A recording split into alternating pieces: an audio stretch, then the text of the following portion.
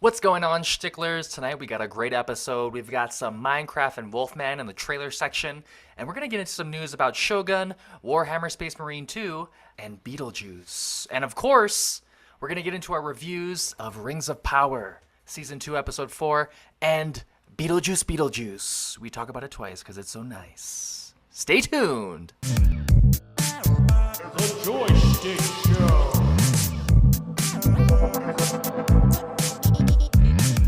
The Joystick Show. Aloha, and welcome to The Joystick Show, a weekly podcast where three friends from Hawaii talk story about pop culture things that bring us joy. Shout out to the Hollis for sticking around. If you can, please like and subscribe on any and every podcast platform. Also on YouTube, a 5-star review is greatly appreciated and helps us out a ton. I'm your co-host Drake, and that's Thomas.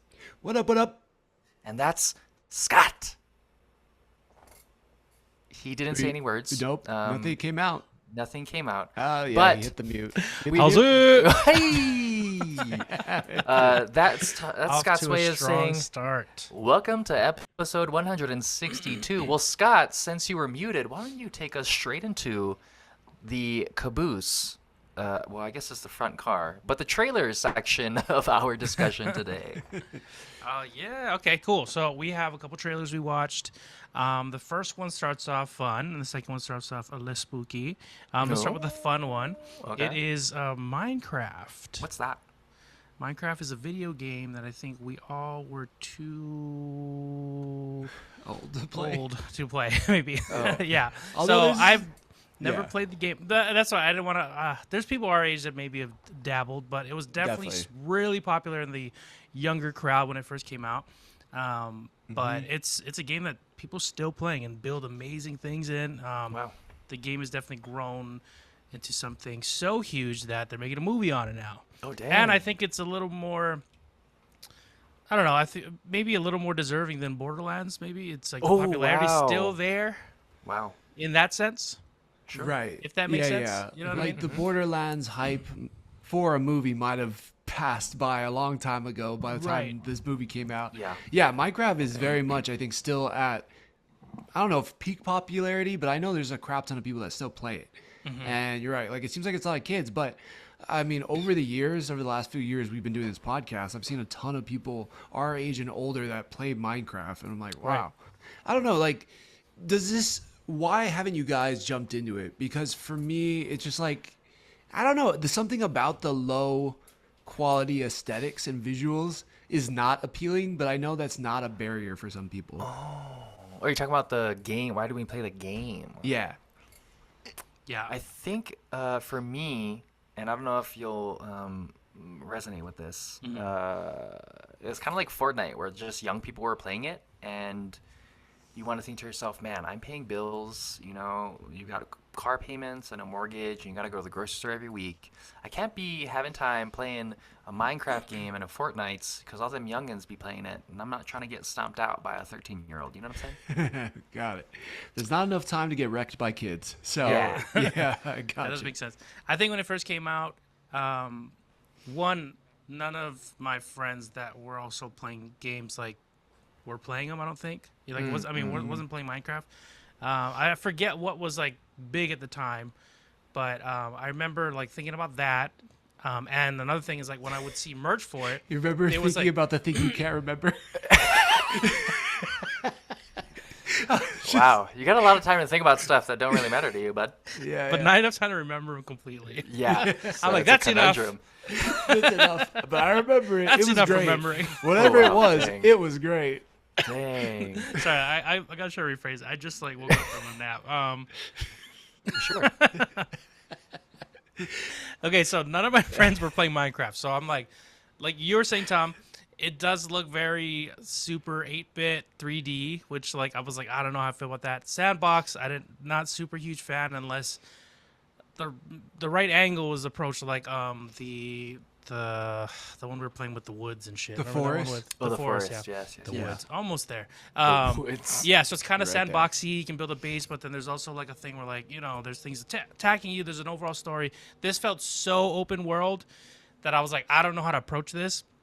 And the last thing was when I'd see merch for it, it was always like little kids like, I want that Minecraft sword or that shield. And I'm like, okay, maybe it's, That's for maybe kids. they see something in it that clearly I'm not seeing. So it's for them. Like the audience is gonna. If I jump online, I'm gonna be talking with other little kids. So, yeah. So Yeah. I just like that was one of the reasons. No, that makes a ton of sense, and I agree. Like, I think that it seems so open that I wouldn't know where to start, and I would get lost. Like, it also makes me sad because I'm like, maybe I don't have any imagination anymore, so that I can't like, oh, I want to build this. Like unless I have like a Lego set that shows me the instructions, like I'm not gonna just pick up random Legos and start putting them together.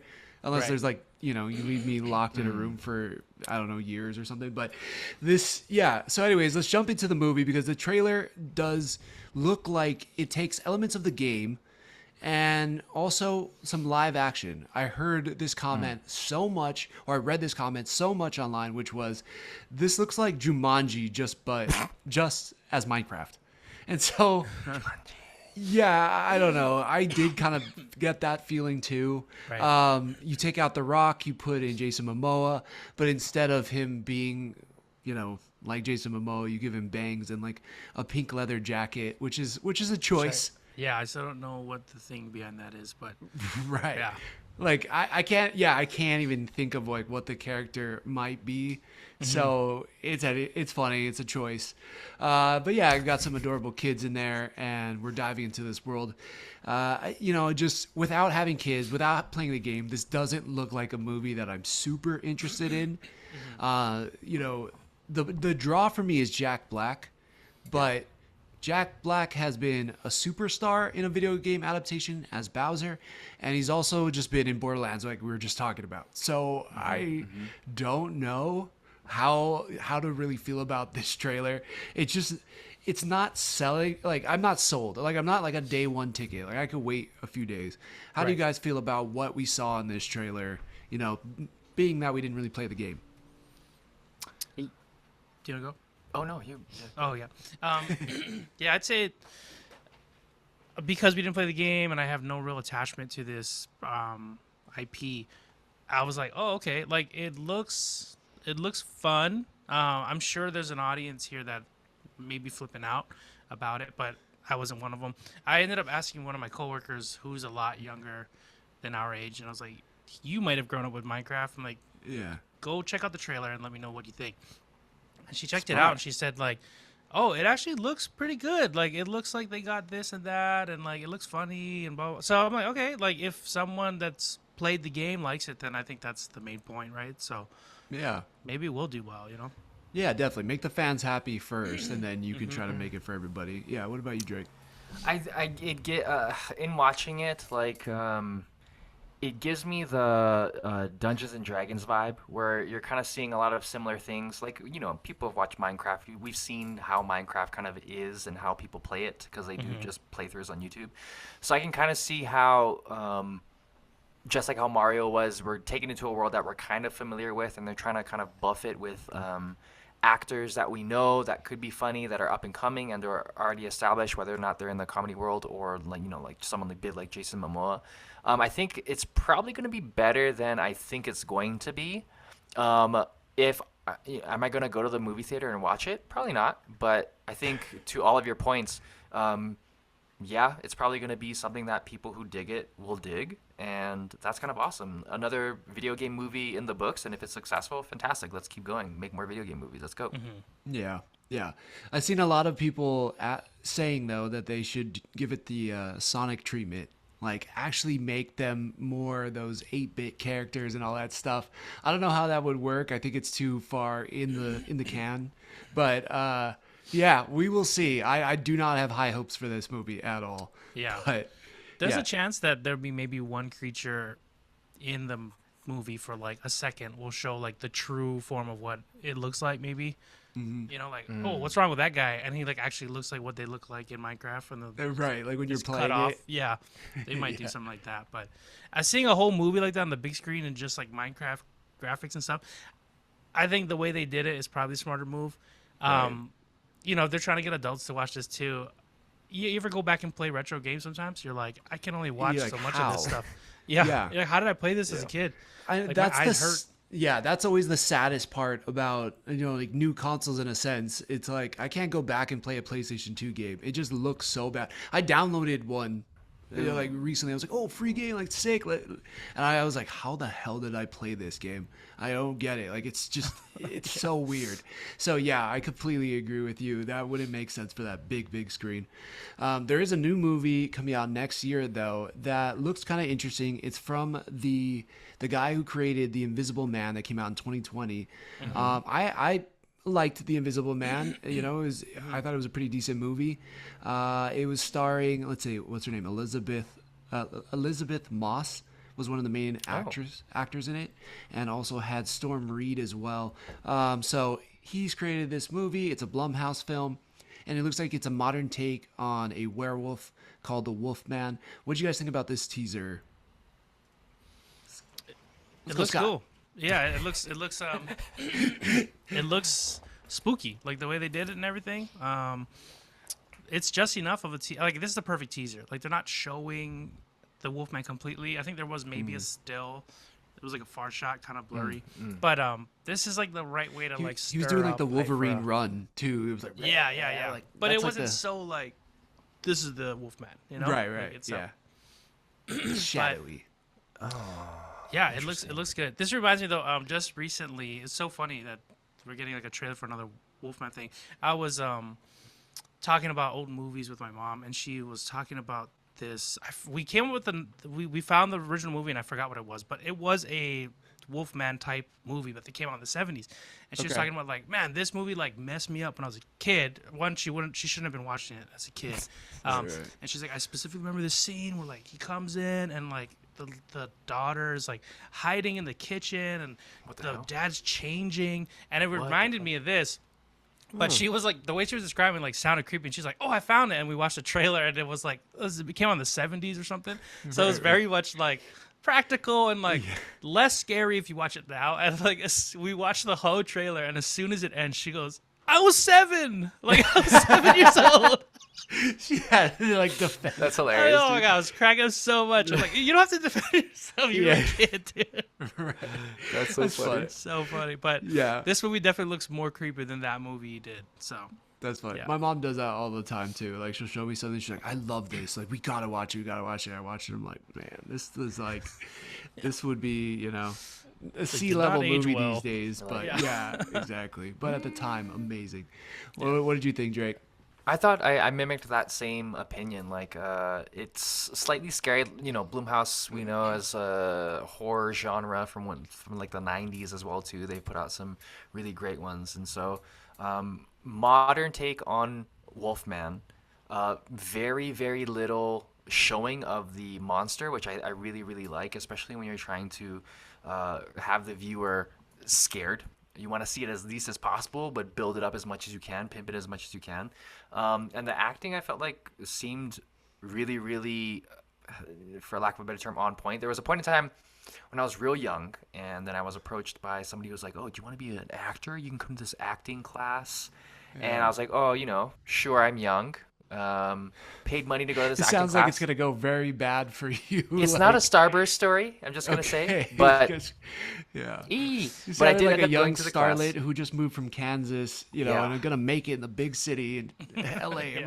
There definitely was a couch, and Oh, I was in at least 20 Recasted? movies. Yep. Oh, you were okay. Yeah, in the back streets. So I ended up taking that class, but one of the things was like, how do you like employ fear? Because to be truly scared and to like act that way is you have to be believable.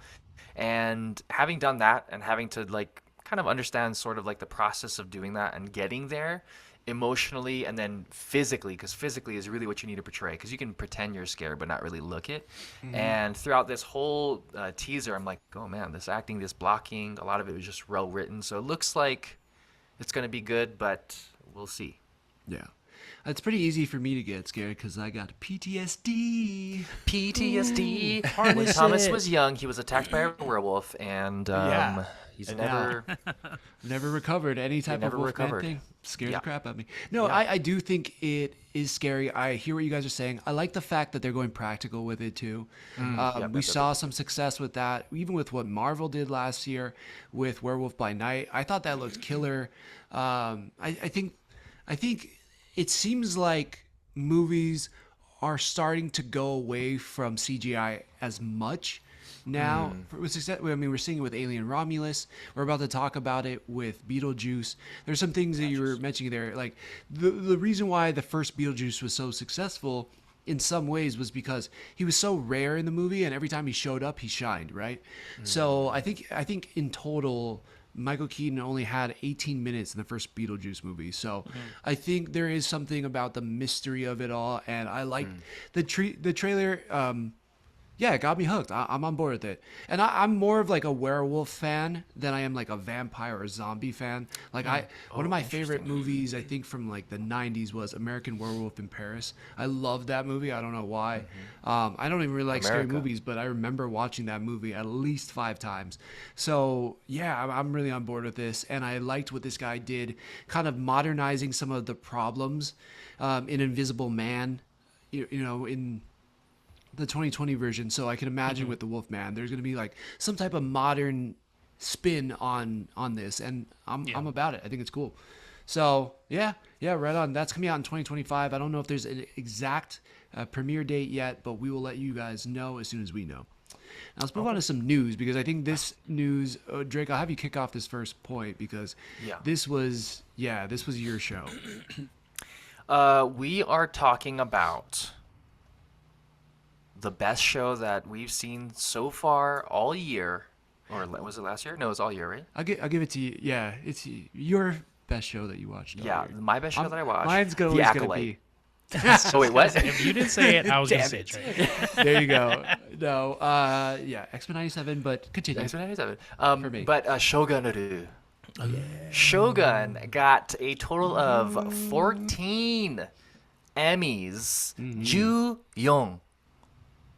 That's pretty good. That's 14 in Nice. Japanese. That's 14 Emmys. And Ichiban Nihongo. yeah, see. Oh, that's Spanish. I was like, yeah. Oh, my Spanish wife is really rubbing off on me. What is going on? She is really rubbing something off. Her Spanish is rubbing. anyway, I'm off using it. on you. So Yeah. here's some things, okay, that they won Emmys for: sound Yeah. mixing, sound editing, period costumes, production design, main title design, special visual effects, /fantasy makeup, prosthetics makeup, stunt performance, casting for a drama, /fantasy hairstyling, guest actor in a drama, picture editing, cinematography. Like let's go. That's all of them, man. Let's Yeah, well go, done. Shogun. That's awesome. Yeah. It breaks an all-time record with 14 Emmy wins for a single season of TV, which Jesus. yeah, I see it. I see it. You're like I wasn't as stoked on the ending. I would have liked to see that big battle, but you can Yes. it's undeniable the quality of everything that was put into the show, from the costumes to the acting to the writing. This is a story for adults. It's a slow burn. It is cerebral. It's intense. And it's based off history. So yeah, the show for sure deserves all of those. Yeah, looks like what were you thinking, Scott? All those things. It was an Okay. awesome show. Yeah, I can't say any better. Okay, yeah. Literally, I mean, yeah.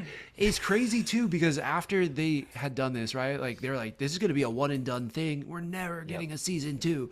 And then it felt like a month later, they're like, actually, we're thinking about a season 2. So, which was so unexpected. There's obviously all of history that they can pull from. Do you think if season 2 is not as good, does it lessen what season 1 has done? Drake. I would say no. And the reason being is because you've already set a foundation. And to be honest, if you can go up from here, that's surprising. You're talking about like Lord of the Rings, where movie after movie after movie, they continue to rack up like Oscars and situations like that. I don't foresee that being the case, because There was already talk about being it one season. We do know that there are more books, and then what more can they talk about? How can they go more into it? How can they make it even better? If they're thinking it's going to be a Game of Thrones as such, remember, there were multiple seasons of Game of Thrones. It did win a lot of Emmys, but it didn't win 14, and then they did a spin-off, and that didn't win any Emmys. Maybe it did. I didn't really see. But there's a maximization of the IP, and then there's like doing it justice, and I think the best that I would want to see is it doing it justice. Right. Yeah. Also, you always still have season 1, right? Like it ended on such a way where like we didn't expect another one. So Right. say it does do junk, and then someone in the future is like, oh, should I watch? I'm about to watch, Shogun. You're like, just watch season 1. You don't need to go to season 2. Right. It's one of those. So. Yeah. It's just fortunate we are getting a season 2, and I hope it's good. Yeah, I'll take whatever. I mean, comparatively to some of the other shows we've watched this year, like, even if season 2 is half as good as season 1, it's still one of the most amazing shows that we're probably going to be getting that year. 7 Emmys? That'd be great. Right. Someone got their math brain on. But yes, like that. Yeah, I'm fully about it. Hiroyuki Sanada coming back. I just don't know how you fill in the rest of the side cast. I mean, it is possible, obviously, because there was a lot of these actors I didn't know. But it's just going to be sad having this go on to a season 2 without, like, Anna Sawai or... I'm trying to think of the lord that was kind of opposing Hiroyuki Sanada's character, but those characters could be like a little bummer. But no, yeah, well deserved. I think it's awesome. It'd be kind of cool if, not every show has to do this, but you get the same actors, they have different roles. That'd be cool. Or Yeah, like an anthology type situation. Something Is that like what that's called? yeah, Were yeah. they same actors, different? Like I think so. American Horror Story? Like American Horror. Yeah, that always Yeah, is yeah. the one that people that comes up for people. Yeah, I think so. But yeah, I'm about it. If they can make it in a way that's not going to confuse me with their old character, I'm on board. Right. Yeah. Okay, so we're gonna move on to some video game news because we talked a little bit about Black Myth Wukong, and so last time I didn't have a lot to say about it because I had just started it. Right. Game is effing hard. Yeah. Okay, like Effing hard. for me, Dang. yeah, it's so hard. There's this one rock baby I'm trying to beat up. I cannot. baby. Yeah, baby. it's Like an some infant? type of mythological thing that's like marble or something. I cannot kill this thing. I've died to it at least 20 times. And I'm like, Dang. I don't want to quit playing this game because I spent $60, but I also want to Dang. throw my controller through a window. So it's a little frustrating. Ooh. Now, this game doesn't seem to be that, but it also seems to be a mixture of things that we liked before. It has elements of Gears of War. It has elements of World War Z that we still play. That's still such a fun game. Drake, what's the studio that has created this? Saber Interactive is Yeah. the studio, which brought us World War Z, which is going to bring us much more fun-ass games moving forward. You'll hear about it. Yeah, definitely.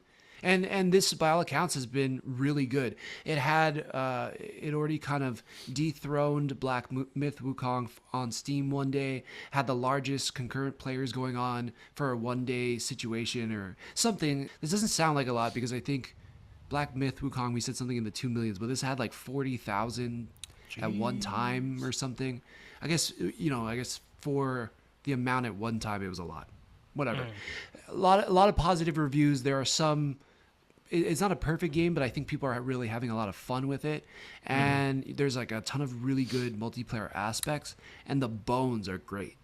Oh, what do you mean, like? Like the fundamentals of this game, so that they can add on for the DLC. Like, I was like, yeah. all the bones look real in the game. They're Like, nice. look I the opened up best that looking body bones. and just like, ooh, perfect structure. If you are looking for a good review, obviously we rate GamerRanks as like very good reviews. They do a before you buy on it, and that got me hyped to play the game. A lot of what they were speaking about was like the elements of World War Z. It's there. It's a very pick up the game and have fun with it, and then it's very much themed in the way of Warhammer. So if you like kind of like hack and slash shoot, sort of semi-cerebral, but you can play with your friends and still be able to chat type situation, it's good to go. And if you love Warhammer, same is what I got from that. But we're all gonna have it and play it, so we'll give you a deeper review. But Scott, I know you're deeper into the Warhammer lore. What are your thoughts about the game?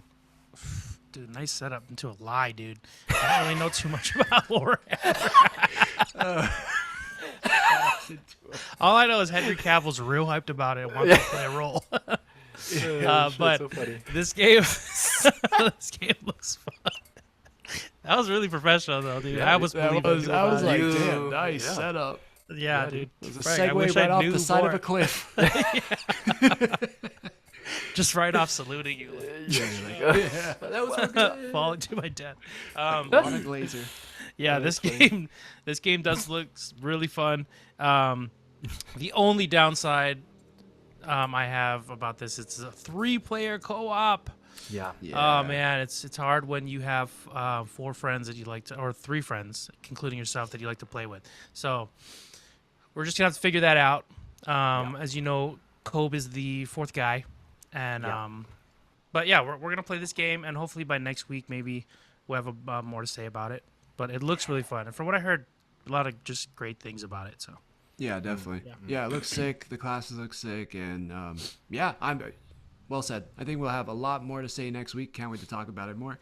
And shout out to Cobes though, because he kind of gifted us all the game for our birthday. So thanks, buddy. yeah, Appreciate dude, it. cool. Yeah, gone but never forgotten. He probably knows a lot about Warhammer. So Yeah. Yeah, we'll just message we that have guy. No. it? Right. Great segue right into a possible lie. right. That's getting clipped. Yeah. All right, next bit of news is Destin Daniel Cretton, who has ties to Hawaii, which is awesome, who also directed Shang-Chi, has now been selected to direct Spider-Man 4 with Tom Holland. Oh, man. Yeah. Let's think about some of the possibilities of how this could go really well. I mean, I dug Shang-Chi easily in a top 3 as far as like phase 4 or phase 5 for me. Such a cool character, a lot of heart, really badass action. I think all of that still applies to Spider-Man. And now that Tom Holland's Spider-Man is kind of back to the roots. Nobody knows him. He has to do everything kind of on his own, build his own whatever tools and technology, and he has a basic suit. I think this really aligns well, and I would have never guessed this. Yeah, what are your thoughts, Drake? I mean, we're gonna get to have our first Asian Spider-Man, which is great for the community. Yeah, you get an Asian director, and all of a sudden the lead actor just turns Asian. Yeah, dude, it's gonna be Constance Wu, first female Asian Spider-Man, which is gonna be great. No, I think Tom Harong. What? No, I'm just joking. That's You great. act like I'm not Chinese and Japanese. I am. So. that's so funny though. Spider-Man. Destin did a great job. And so I think he's going to continue to do a great job. I think also, too, in terms of what he was able to accomplish, because he's very culturally, what is the word I'm looking for? Culturally adept.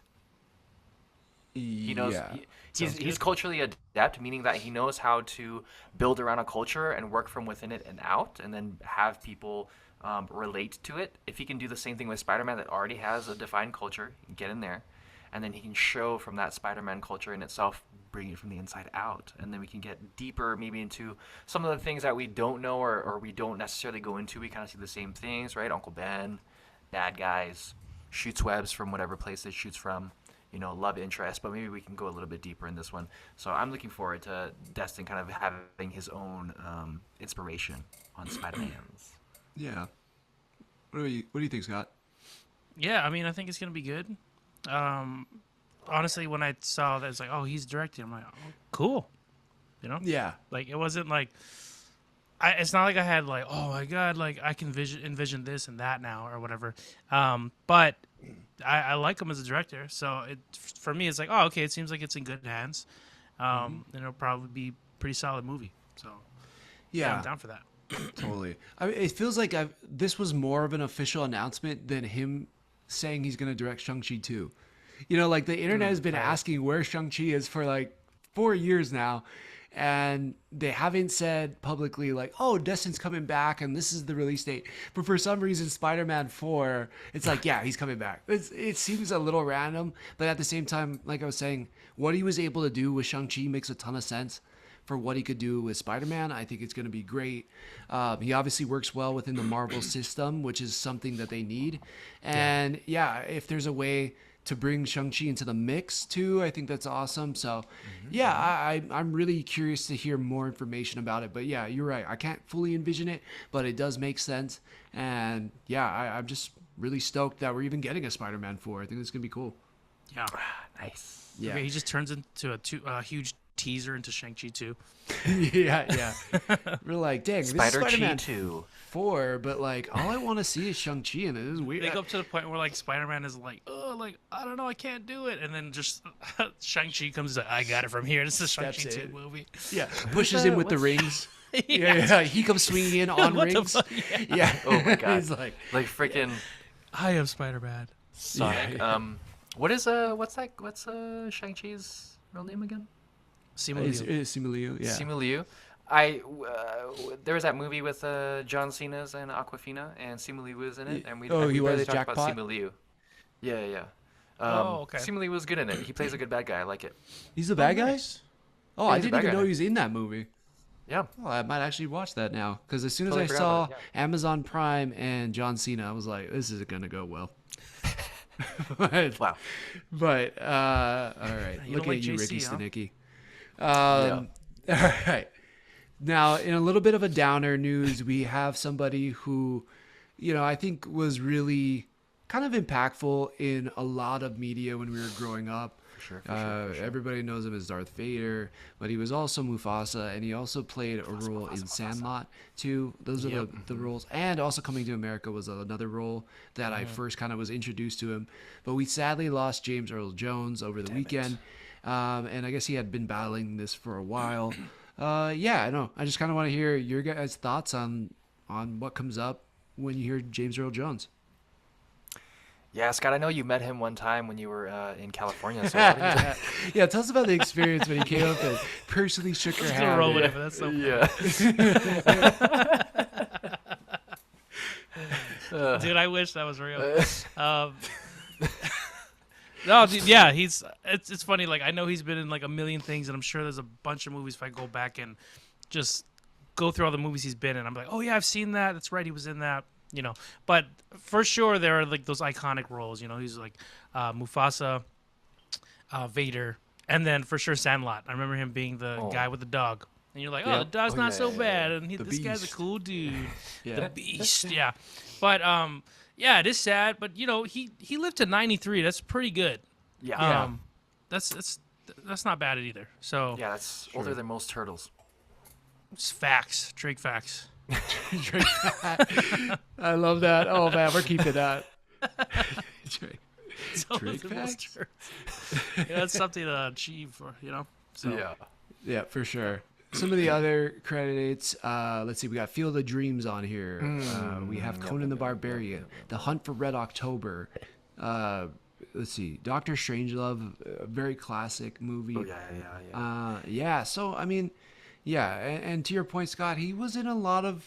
He lived a long life. It seemed like he seemed pretty happy. One of his later roles in life that I saw was he was on Big Bang Theory, and I didn't know that he had never met Carrie Ann Moss before. No, Carrie Ann Fisher before.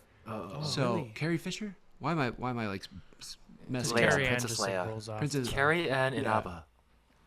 Right. That's from Dancing with the Stars. All right. Oh, okay, there you go.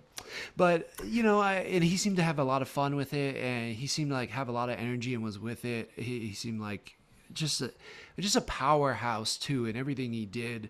He made an impact there, and yeah, it's gonna be weird. I think it's weird for me as we get older. It's like these people start passing away, and you're like, what the heck, like. You think of these people as almost immortal in some ways, as if they're not human. At least I do. And I'm like, Robin Williams, or with Linkin Park coming out and introducing this new lead singer.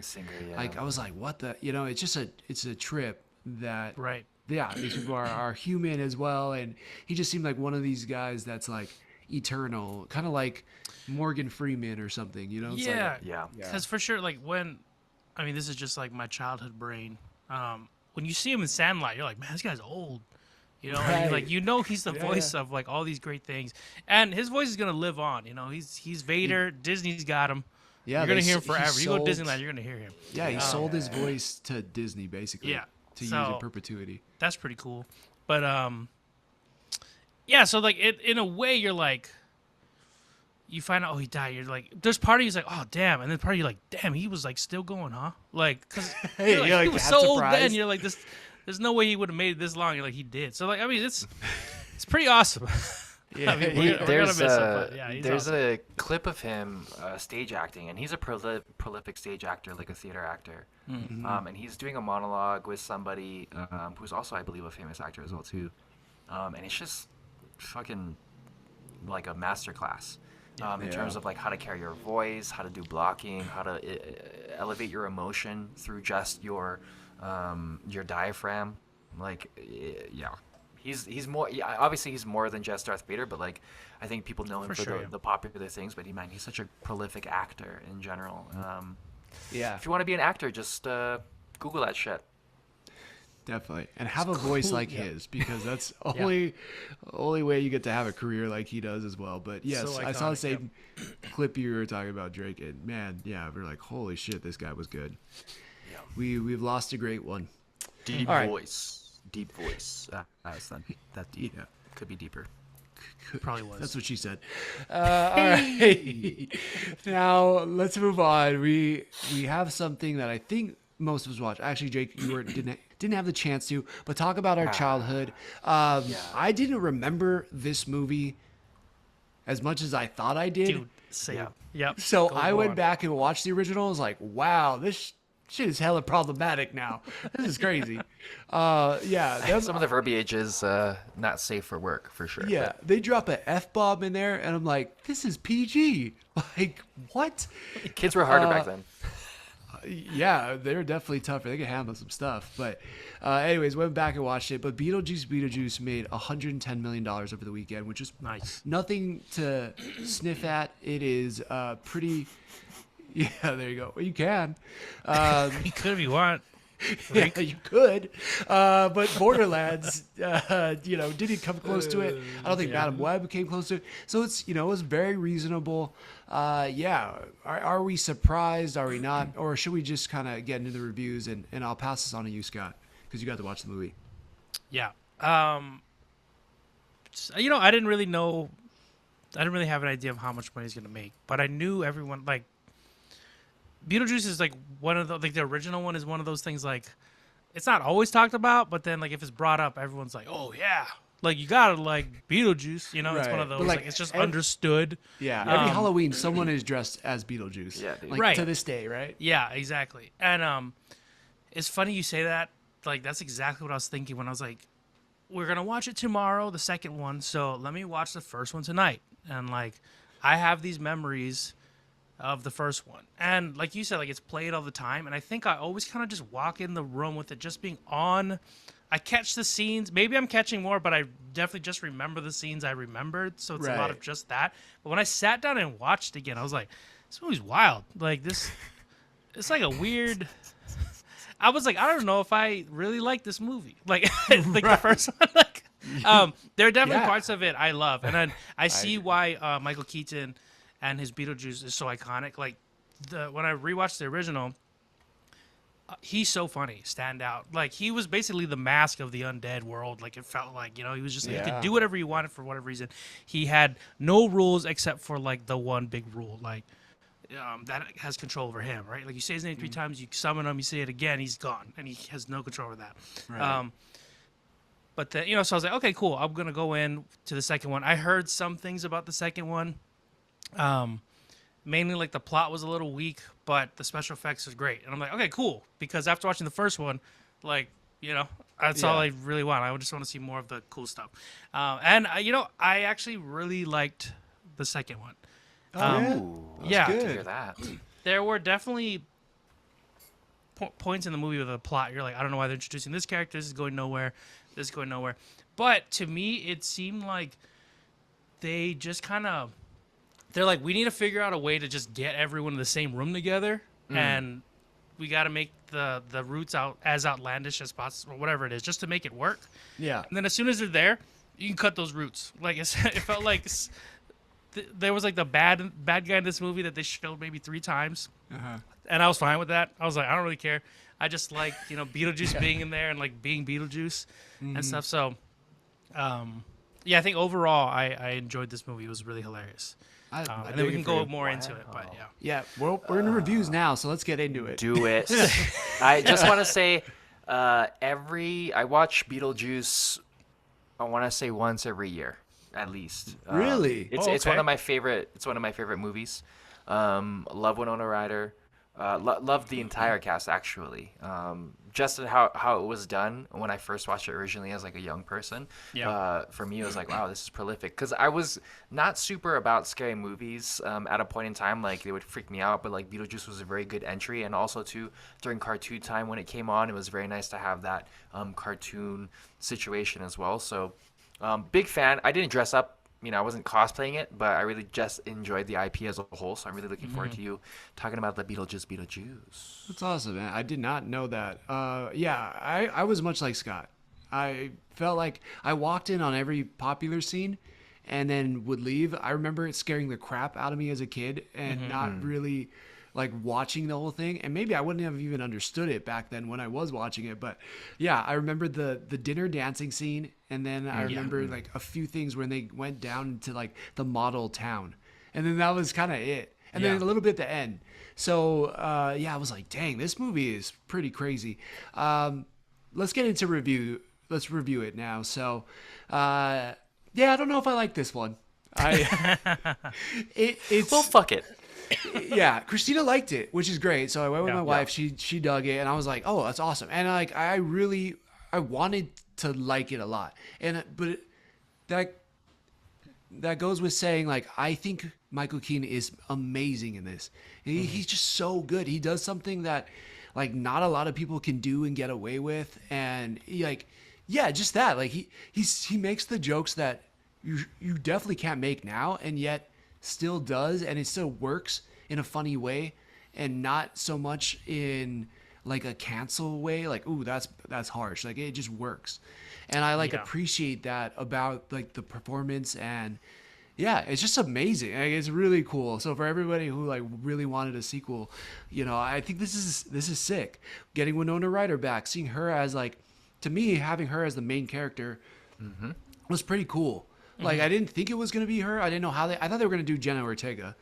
And she kind of is. And she kind of goes on her own little story. Yeah. But to me, it feels very much like Lydia, and it's Winona Ryder's story. And so I dug that. And then just the rest of the surrounding cast that joins in there is like, there's just a lot of heavy hitters. Although I will say, like, I couldn't think of, what's her name? Catherine O'Hara as anybody but Moira Rose.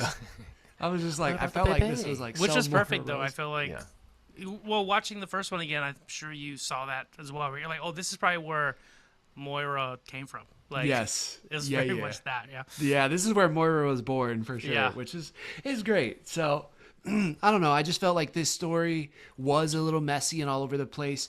I felt like the thought that I had coming out of it was like, oh, maybe the people who like this like Rick and Morty. So like, I don't know if that's accurate, but it just like Rick and Morty is so chaotic and it's so all over the place for me. Yeah. It's hard for me to really get into that show. And I know some people think it's super hilarious.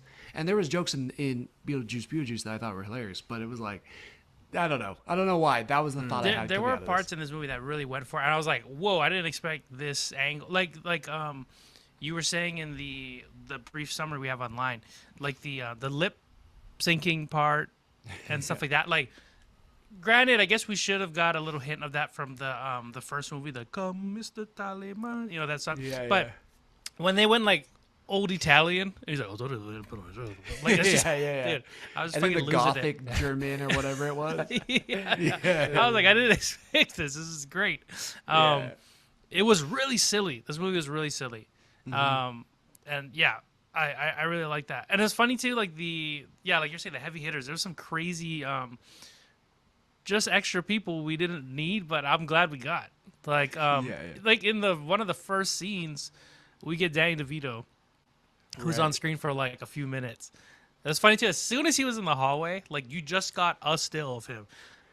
Christina's like, "Is that Danny DeVito?" And then like, It's like he's so iconic. He just needs to stand there. You know him already. But he was great. And then she was like, she's whispering to me, "I'm the trash man" from Always Sunny in Philadelphia. Always Sunny. Yeah, but he's very much like that guy. He's buffing the floors and whatnot. And he like, spoilers, he dies right away.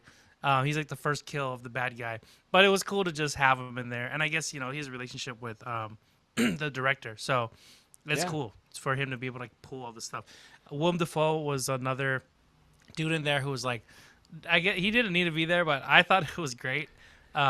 He like used to be a movie star who would always do his own stunts, and then of course it went wrong. He's like missing part of his head, and he like leads the cops, but he's like not a cop.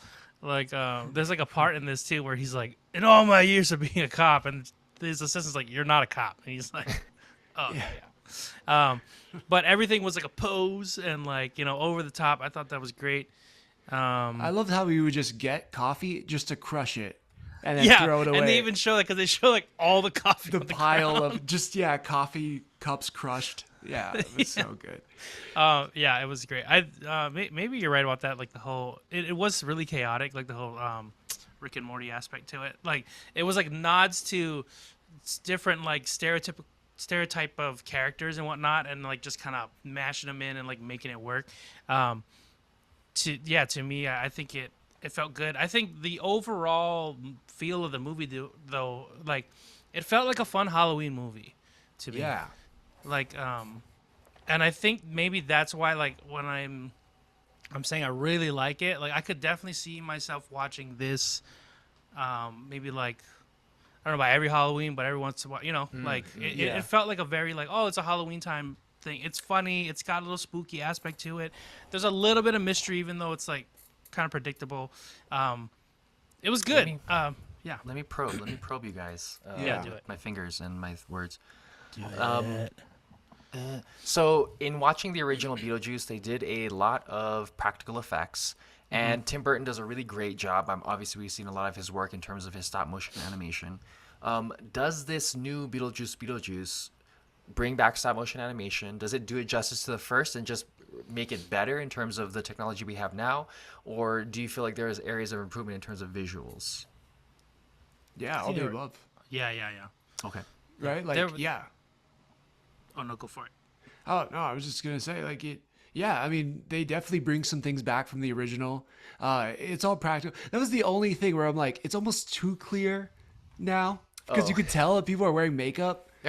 And it's like, I could see that they're wearing makeup. And it's kind of nice because it kind of adds to this, like, cheesy, campy vibe. So when Scott was saying, like, the tone, the feeling of it, like, it's undeniable. Tim Burton, like, can establish this tone that's, like, creepy, yet not just dark and, like, depressing. It has, like, this weird tinge of, like, upbeatness to it that makes it kind of, like, comical. And yes, it just seems like it expanded on the special effects, but still used, because there's a point where they're explaining how somebody dies, and it's all stop motion, like claymation almost. Right. Yeah, and it's like the most kind of gnarly scene in a way, at least gnarly part of the story. Yet it's like cartoons. So it works. It's like the lightest you can make of it. Right. Situation. Yeah. Yeah, and then there was also aspects of like kind of a upscaled CG version of something we got stop motion before. Like the sandworm was definitely not completely stop motion. Right. Which I felt like was kind of cool. Like, it was cool to see like a CG Tim Burton style. Like, Yeah. So like a little mix of that. And then definitely there was practical effects like all the Beetlejuice stuff, all of the shrunken head people, that were great. Yeah. I actually was Poor Bob. Big fan of that.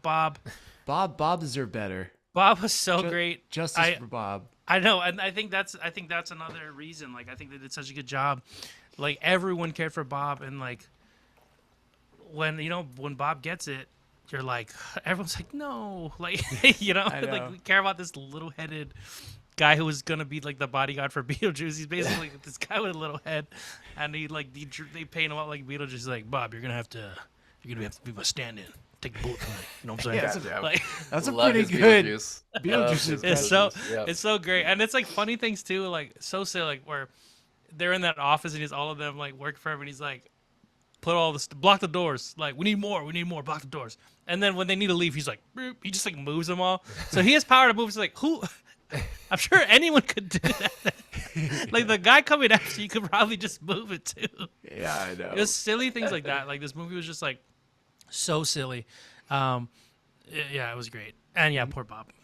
You know, honestly, one of my favorite standout characters, even though, you know, I said it again too in the video online, but it was like he was a douche and he was trying to be like this modern guy and like all in touch. But Justin Theroux's He crushed character, it. Rory, was like pretty funny. That got the biggest laughs out of me, I will say. Yeah. Like, I don't know, I just like loved how douchey he was and just like how unaware he was. It was great. Like, I don't know. Yeah, I he was love like this such a Theroux in this one. manipulator.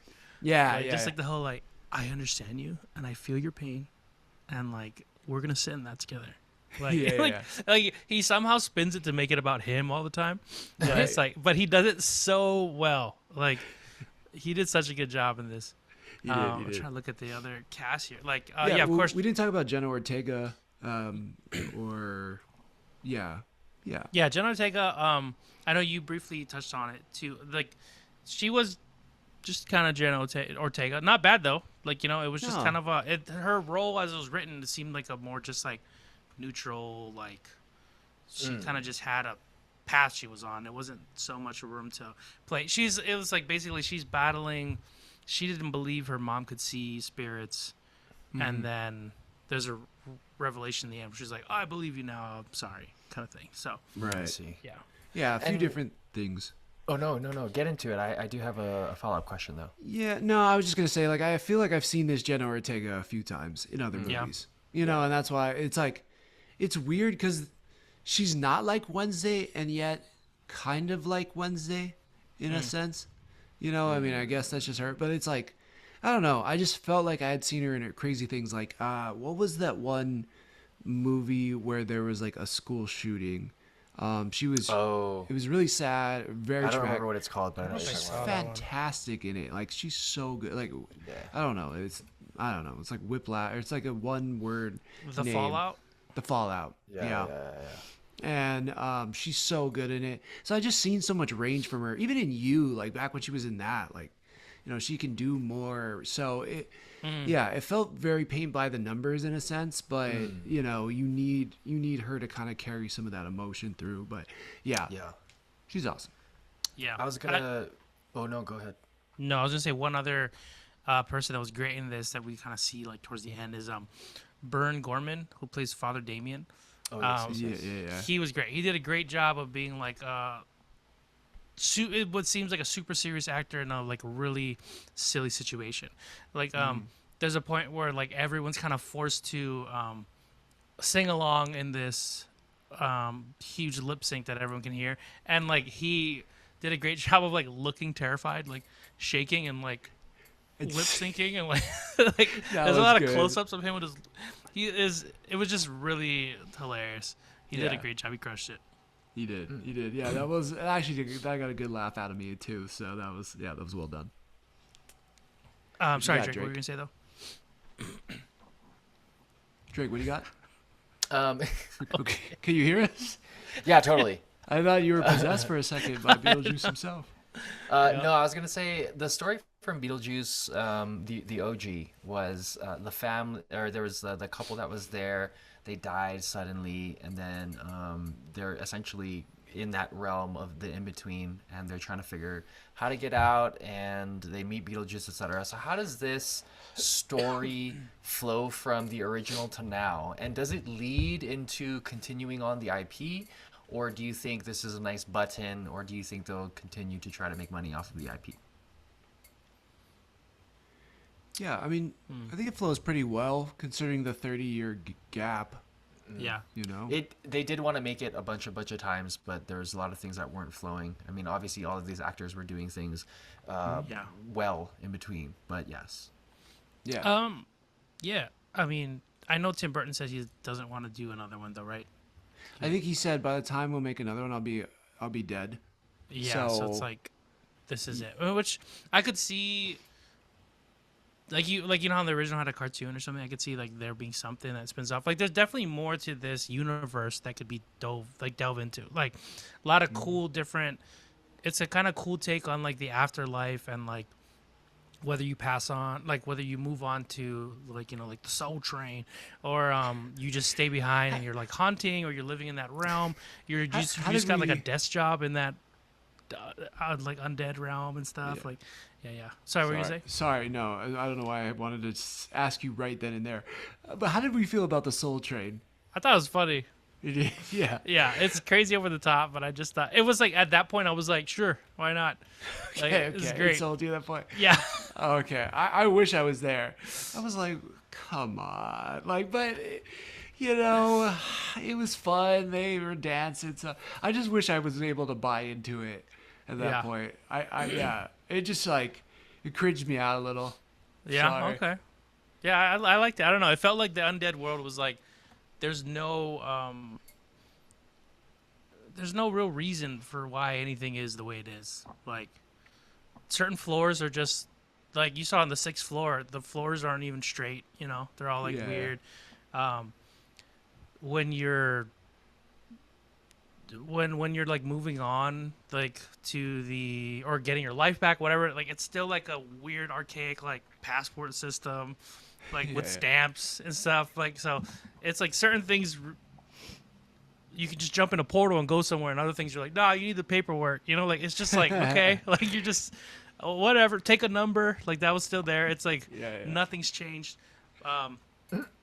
It's just weird. I thought like. Anything that threw at me, I was like, okay, yes, and like, okay, this is just another rule in the world of Beetlejuice, I guess. I like just that. like, okay, I'm just rolling with it. I like that take. I like that take. Yeah, that's good.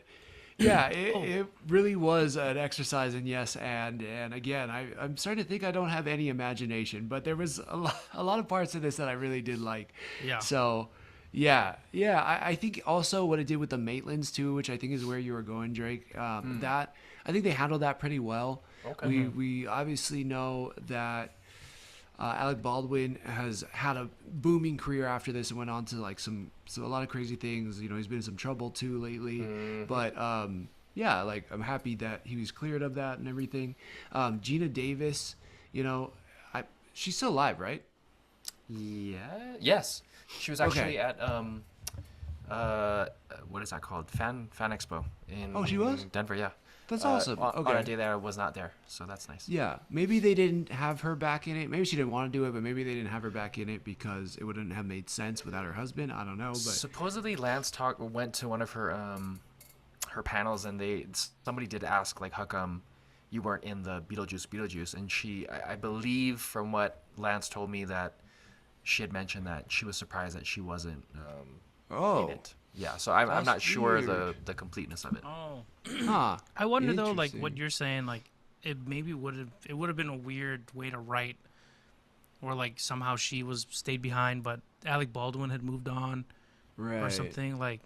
So it made sense in the movie where it's like they both moved on. It's like they both like passed over to heaven or whatnot. However you just fill in the blank however you want to fill it in, but they moved on. So they weren't haunting that house anymore. So I thought it was well explained. And then the reason they call Beetlejuice back, I feel like it was a strong enough reason in this movie. Yeah. And for like the time crunch they were in, it's like one of those like, who do we know that could like help us right now that has kind of this crazy weird power that we don't really know too much about, but he seems to be able to do stuff. So it made sense to me. I agree with you. I'm glad you brought that up. I was like, that was a really strong way to kind of bring him back in the fold. Like, definitely a villain in number one. And then this one kind of making him an anti-hero. I thought that was kind of interesting, too. Like, our only hope is to lead into the bad guy. And I need his help, which I thought that was cool. Like, I thought that was a really good reason to do everything. But it's kind of weird at the end when he becomes, like, the bad guy again. I kind of just wish they had stayed, like, the overall threat had stayed the threat, if that made sense. You know, because there was like the kid who was bad. Then there was his ex-wife who is played by Monica Bellucci. I think she's married to Tim Burton. And which, you know, of course you had to bring her in. And then all of a sudden, like, Beetlejuice is still bad at the end. It was just weird. I kind of wish they had just stuck to one villain. But bringing him back into the story, I thought was really strong. That was a really good reason. I still like because I thought by the end, like, because at the end of the first one, the sandworm takes him out, right? He's still alive, but it removes him from them for the time being. Right. And I thought Monica Bellucci was gonna be that, like the bullet that takes him out, kind of thing in the end. But it ended up not being that. But I was like, oh, okay, because the way it's all leading up is like he has a contract, and it's like it's the end of the movie's it's coming to the end of like, now you have to fulfill your end of the contract, and you're like, well, they got to get out of this somehow, because Beetlejuice, like, even though he's still a bad dude, like, even though like it was done in a funny way and they're lip syncing and stuff, it's like the whole situation is kind of dark. He's like forcing someone to marry him and stuff. Right. But yeah, I thought she was gonna take him out. He ends up getting taken out a different way and whatnot. But I do see what you're saying. I think, but in the end, he's still got to be like, he's been bad for so many thousands of years. He's still got to be like, he's not dead, right? He's like never. Yeah. I don't know what he is. Is he a demon? Like, I think yeah. According to the original lore, he's supposed to be a demon. Okay, and that makes sense. What are you gonna say, Drake? No, he's not a poltergeist, but like I forget the initial term. So okay, yeah, because in the original script he was a demon, and then he was also supposed to transform into a little Middle Eastern man, and then became Beetlejuice. Interesting. Yeah, and the term Beetlejuice actually comes from a star that's part of the Orion constellation. Yeah, I did see that, and they changed the spelling because they thought people weren't going to be able to say it. So it's interesting. Like in the first movie, they even say it. Like, well, someone's like Beetlejuice. Like, yeah. And then later, someone else looks at it and just knows it. So I thought that was kind of weird. Like the first person, that's like the normal. I feel like would be like, what is this? Yeah. But that's how I read it. I feel like one thing that to me, like, say, because sometimes I think this, like, if I'm watching a movie, I'm like, if I were in this situation, like, what kind of information would I give others? How would I take this all in and like move through this universe? One thing is, if I had a history with Beetlejuice and I knew how his thing worked, if I'm telling someone like, don't say it 3 times, right? Trust me, don't. I'd also throw in, hey, if you happen to say it 3 times though, and you see him, like, say 3 times again and he's gone. Figure that out. Right. Like tell them how to solve the problem too. Like, that was one thing. I'm like, no one ever tells anyone how to solve it after. He's like, just don't do it. And then it happens, and then like only you have the answer. Like, that drove me nuts. I was like, it's such a simple thing you can communicate. That's like how dads try to explain stuff to you. You know, they're just like, well, you don't do it like that. Just don't do it. You just don't, okay? Yeah. And you're like, all right, but I want to know, like, is there a reason? Is there like a safety concern? You know, I mean, that's true. So yeah, maybe it's just that. They're like, just the more you, or the less you know about, the better, maybe. Yeah. But no, I agree with you. I'm like, just tell them why. Just tell them why. But anyways, it doesn't move the story forward, I guess, if all of a sudden they know right, like, I'm never doing that. But they found a way to keep it moving. I did like the pacing in this movie. I thought it moved quick from like one thing to the next. Yep. But also because they're jumping from these different storylines, really, it just felt a little chaotic. But there's a lot of good in here, though. It's fun, and I think you've given me a new perspective on it a little bit. I was like talking to Christina. I'm like, why did you like it? She was like, it was funny. I'm like anything specific? She's like, like a lot of the parts. It was like, oh, okay, I don't know how to dissect this. Yeah. And it's a tough movie to dissect, and maybe it's one of those movies where you just like enjoy it. You just shut up, just enjoy it. But I'm too much of like an analytical thinker, I think, when it comes to this stuff. And so for that reason, I don't think it's a me movie, but I think that this movie does serve a lot of people out there. And Drake, it sounds like you're gonna love it. I think you will. Sick. And I think I hear what she's saying. Like, it's just, there's a lot of parts that are funny. Like, throughout the thing, I feel like every character has their thing that makes them. There's like a lot of just funny things. Like, even Myro, and they're like, they flash to her, and they're like, you're like, oh, what has she been up to? And it's like, she's like, I am art. And she's like being like on the wall, and like it's just like a lot of just silly. You're like, they don't even address it, but I'm just cracking up looking at her, like, it's just like. there's a lot of just sprinkled in comedy throughout the thing, and yeah. it does help with the pacing. And there's just a through line of eerie. I think overall is enjoyable. The plot's not the crazy strongest, but it's a fun time. Okay. It's a fun time. All right. Definitely is. It's a fun ride. All right, I think that brings us into the last topic of the night, the Rings of Power, episode 4. For me, this is less of a fun ride. This ride is making me a little sleepy. I do get it. I was going to say I don't get it, but I do get it. I saw like a little teaser trailer because they're bringing back the Fellowship of the Ring trilogy to theaters. And just in the teaser trailer, I was like, that's it. Like, it's just Aragorn pushing open the doors, and it's just like the hobbits walking down a path.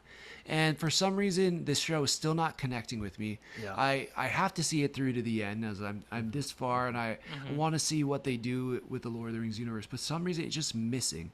Drake, do you have that same feeling? And if you do, why? I have it, but on a lesser plane. I can see what they're doing here, and I appreciate it, and I question some choices, but I'm not like putting it in a place where like this is disrespectful to the IP and all these actors are shit and this is dumb and I don't get this story. Like, I'm definitely not there. And having watched it back to back to back just to try to catch up, you really get to appreciate the Lord of the Rings, the original trilogy, for what it was, because Peter Jackson did such a great job at it. The actors did such a great job, and you get to get context that you never really got unless you read the books, which reading is tough sometimes. But you really get to see Elrond for who he is. Like, if people just listened to Elrond, we wouldn't have a Lord of the Rings, right? You get to see Galadriel be badass, and I think there's lore that said that, but it's showing it here. You could also make the argument that it's a lot of, female forward, which I appreciate in this instance. It's not in my face because I already respect Galadriel as a character, right? So now this is showing what the lore is behind, not trying to push forward, quote unquote, like an agenda. I don't agree with how they're portraying Anatar or Sauron. He is essentially deceit, right, incarnate, and you're just seeing the vulnerability of all of these mortals, including the elves, and it's just really tough to watch people just not think about stuff. It's to me, it's kind of like, have you watched the news? Yeah, it's like House of Dragon for me, where you have some of the individuals like, why are we doing this? Like, is the only issue, like, are we just trying to get to power? Like how I spoke about how a Game of Thrones, where it's like I get it. I think it's a great showing of what it is, but at the same time, I really wasn't on the same page of just like everybody just vying for power, right? Yeah. But for some reason, for me, it's like that hits harder than this is hitting. And like, it makes sense. I mean, they're showing us why people are doing the things they're doing, but like, this just isn't hitting me. Like, I guess I'm still kind of confused why. Yeah, I think you really have to appreciate the intricacy of how Sauron set everything up for the Lord of the Rings. Like, you're talking about like years and years and years of him trying to control this place and getting a lot of like, pushback. And one thing I think has been the best is that you're getting to see all the things you wanted to see. You're getting to see the lives of elves more. You're getting to see the lives of dwarves more. You're getting to see that there's other Harfoots, other hobbits that come from a different place. You're getting to see more of the East, which you never get to see really much of in the original Lord of the Rings, and or unless you read the books or read like the Silmarillion or the other peoples of Middle Earth, which again are pretty dry reads. So you're getting to see a lot more of the lore and the breadth of this, system that J.R.R. Tolkien built, and it is beautiful in that way. But to your point, yeah, like it's not an easy, unless you're interested in the lore and seeing it in person, then yeah, I can see how it's real tough. Yeah, I mean, I love the original Lord of the Rings. Like, I love the Fellowship of the Ring, the Two Towers. Like, I love those movies, and it's like it seems like all the pieces are there for this show. Like you can tell they're putting a ton of money in the special effects. The sets look good. The action's pretty cool. But there's for some reason like I'm just not getting like I'm not latching onto the characters enough to like stay through it. Like I fell asleep numerous times on each episode. And that is like a sign for me these days that I'm like I'm not super invested. Like I have to like actually just like tell myself, don't pick up your phone, don't pick up your phone, don't pick up your phone. And if I have to say that where I am so invested in something, like if I commit to it, I'm like, this is it, I'm locked in. If I have to tell myself that, I feel like there's something missing. And I'm trying to go through it. And I think it's something with the writing. Like I love Elrond, actually. I think Elrond's a really cool character, but yet I'm like, is this really the Elrond that we saw in Fellowship of the Ring? Galadriel seems to be a really strong actor. All of her fights are super cool, but I'm like, is this the Galadriel I saw in Lord of the Rings too? You know, it's just, I could care less too about the Harfoots. I know when it got to the Gandalf part and he's meeting Tom Bombadil. Yeah. It just like, man, and he's such a big character from the lore. I don't know why. It's just not, it's like, I don't care. Like, it's just not getting me in that way. I agree with you. And Scott, you can probably speak more to this because I know you're a super huge Lord of the Rings fan. You read all the book. You met J.R.R. Tolkien when he was young. You finally got something right. Yeah. There you go. But it's not captivating in the sense of the writing because you're looking at it as all of the events leading up to the Lord of the Rings, and you're seeing like, so why does this really matter here? They're not making me care about it because we know what's going to happen, and we know, okay, like at a point in time, we know this happened because they said it in the OG, and this kind of happened. Oh, this is cool because they talked about it in the original Lord of the Rings. It's not as captivating because I think we're seeing it through the eyes of extra versus the first time. When we first saw Lord of the Rings, we're like, holy shit, this is crazy. Yeah. And this time around, I think, like to your point, the writing is not captivating where it's drawing us in. Because remember, the original movies are like 4 hours long per. And if you're getting invested in these characters because you're seeing them grow, and the pacing I think was a lot better. They introduced you to new things where they're kind of just giving it to us in like portions, like, oh, why are we in the Easterlands here? Why is this they're this bad wizard? Why are we talking about these weird Harfoots in the desert? And then what, this, that, and the other. So to your point, it's very scrambled. And hopefully it starts to even out. But Scott, since you're such a big fan and you've watched it pretty much every year for the last 20 years, what are your thoughts on this newest episode? Couldn't be better. They're nailing everything. Never fell asleep once. That's good. Yeah. I did kind of doze off at one point towards the end. Fact checker, come in. Oh yeah, fell asleep twice. Okay. Yeah. You may continue, Mr. President. Thank you. Overall, it's okay. It's got like I'm enjoying it though. Like, but the fact, like you're saying, the fact that I did kind of doze off, like I don't know if I just like sometimes work is hard and busy and I'm tired. Mm-hmm. I've fallen asleep during exciting movies. So it's hard to chalk that up to that. But I'm doing that with even less than what you're doing. Like you're doing like real like saving lives, and I'm not doing anything close to that. So it's like, but that's still happening to me. And Drake, you brought the point of like comparing it to something else, but it's like, I maybe unfairly, I am comparing it to what House of the Dragon has done with Game of Thrones. So we know how House of the Dragon ends because we know where Daenerys goes, and we know when she gets the dragons, she fights the White Walkers. We know where that story's going, and yet somehow in House of the Dragon, like I'm way more captivated, and I think this show has a bigger budget than House of the Dragon does. It's just like it's weird. It's just I'm like, dang, how are they missing? And yeah, I don't know. I guess I'm gonna have to continue to think about it, but it is something like I maybe am unfairly comparing it to. Yeah, though I think because you say that like House of Dragon, I think sometimes like when they do jump around to different perspectives in House of Dragons, a lot of times they're kind of almost dealing with like the same issue at hand. You're seeing it at the other point of view of like the same conflict. There was a point in this episode where, the bridge is taken out, and they're like, we gotta go this other way, and was it Galadriel? She was like, that place is dangerous. Like, let's go a different way. And then Elrond is right. He was like, such a big fan. Elrond is like, Elrond's like, I won't let a ring dictate where we go. Like, we're gonna go that way. And then they do, and you're like, oh shit. And then they're like, they go to the Harfoots, and you're like, I don't want to know about the Harfoots right now. Like this, like, they're about to go to battle. What the fuck, dude?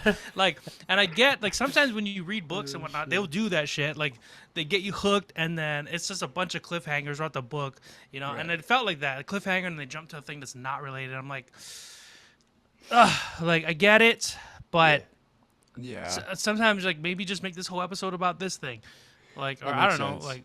I really like that. Like the conflicts back, should be kind of the same as the different characters on their different storylines are kind of interacting. Like, we all got. I prefer that. Yeah. Yeah, I think that's a good point. Really good point. Yeah. So another one of the books. Where does this leave all of our characters? We'll quickly go through it and then we'll wrap this up. In terms of, I mean, we're gonna see Galadriel confront Anatar again. We saw how Sauron is manipulating Celebrimbor in creating all the rings. And I think the one exciting thing is that we're going to see the dwarves get the rings. We're going to watch them get corrupted. We're going to see the men get the rings. We're going to watch them get corrupted. And it's all going to lead into this huge battle, the original battle from the prologue we see in Lord of the Rings. And I think hopefully season 3-4 we get that kind of climax, and then from there you can take it wherever you want to go, because you've already kind of brought it back to where it originally started. Hopefully they'll take the accounts of the fans and the fandom, and they'll redirect it a little bit, because there's some great things, there's also some not so great things, so let's tighten that shit up. Yeah, I'm so curious to see how it does, because right now Amazon is claiming that the show has strong viewership, but that it is less viewers than season 1. So I don't know what that means. I don't know what strong is to Amazon. But bench 2,500. What's pounds. that? They all bench 250. Everybody who's watching benches at least 250. It's pretty strong. Yeah, that's pretty strong. That is pretty strong for sure. Yeah, especially the Harfoots. Yeah, it's pretty good for Harfoot fans. Wow, that's a beast. Impressive. For trolls though, it's kind of weak, but it's kind of weak, dude. I don't know. Don't tell people that if you're a troll. Also, question: if the how like you said it's leading up to the whole battle that was the beginning of the first movie. What if they turned like up to that battle? What if they turned that into a movie like Rogue One style? Would that be something that's cool? I mean, anything would be I think any redirection in terms of directing that they can do. So, for example, when we watched the Witch movie, or I don't know, the Scarlet Witch show, how they did it in different styles of sitcoms and things and such. If they were able to do like a definitively different style and kind of edge it into there to give it a little bit of differentiation, I think that would be interesting. Definitely break it up from the monotony of what I think they need to be doing, which is like huge bolstering cinematography and awesomely choreographed fight scenes. We like that. But in order to draw us into the world a little bit more, I think they can do different things. I think they've earned that in terms of the IP. Yeah. I don't know how you change it up in this. Like, it just has like its own aesthetic. Like Lord of the Rings has this aesthetic. You know what I mean? Like Star Wars does, and I feel like Star Wars has kind of tried to go in these different ways, and those things seem, I don't know. The movies anyway have like their own type of feel, but yeah, I don't know. I'm curious. I'm here for the end because I want to see what happens. I thought they actually had some good fight scenes in this last episode, but yeah, I just want to start caring more about the characters. Like the main characters I do care about are the dwarves. Is like Durin and his wife. Like I like them still, but I want to see I want to care about Isildur. I want to care about the elf he's with, and Arondir. Yeah, Arondir, and I love how they just roll their R's on everything though. Like the Elrond guy, he can say it so good. His Elvish is like yeah, you're like, damn, that guy practiced. So For sure. I do like that. Yeah. All right, gentlemen. Well, I think that's it for all the topics for tonight. Yeah, Drake, Scott, either one of you. Let's go to Drake. If you would like to say any final words, closing thoughts, or close it out. I know last podcast I was like, I'm gonna tell you guys about what's her face singing to the stone, and I did not get to that, so I'm sorry. Thanks for sticking it with us. Wait, what? What? Wait, you were Not supposed gonna to get to it again. Wait, what's you going on? were supposed to do it in this episode? I think so, because I was talking about, I'll watch it and then I'll get back to you guys. So from what I do know, essentially the dwarves at points in time were able to kind of like speak to the stone, and you saw that in season 1 where they were kind of able to like sing to the stone, and it ended up releasing the miners, etc. And so they have that kind of connection. It's a very general understanding. I would need to go back into the book in order to read it, and I did not have time to read it, so I apologize. Oh, Good, dude. okay. Well, maybe next week Drake will get to it finally. Yeah, maybe, yeah. Yeah, Glad you got to say something this time, because last time I just cut you off. Yeah. And we Yeah, ended. yeah. So. Well, Scott, we know that you love closing out the show. It's probably one of your favorite things. So why don't you let us know? Thanks for sticking with us, guys. It's been real. Shakas and mahalos. Just keep saying it.